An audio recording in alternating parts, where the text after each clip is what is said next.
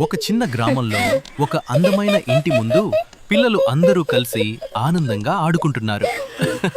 నవ్వులు, ఆటలు, ఆ వాతావరణం ఎంతో మధురంగా ఉంది. ఆ సమయంలో ఇద్దరు పెద్ద అబ్బాయిలు దారిలో నడుచుకుంటూ నాగన్న కిరాణం దుకాణానికి వెళ్తున్నారు. వాళ్ళని గమనించిన ఒక చిన్న అబ్బాయి వాళ్ళకి కనిపించకుండా నెమ్మదిగా వెంబడించసాగాడు.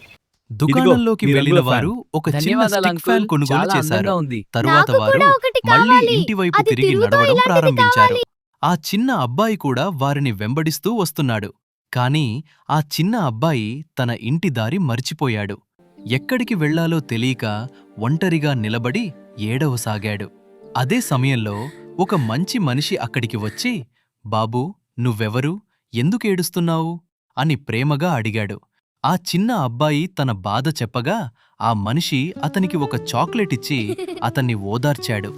తరువాత అతన్ని సైకిల్ మీద ఎక్కించుకుని అతని ఇంటివైపు తీసుకెళ్లడం ప్రారంభించాడు. ఇంతలో ఇంటి వద్ద అతని కుటుంబం చాలా ఆందోళనగా, బాధగా ఎదురుచూస్తున్నారు. చివరికి ఆ చిన్న అబ్బాయి సురక్షితంగా ఇంటికి చేరాడు. అతన్ని చూసి అందరూ ఆనందంతో పరవశించారు.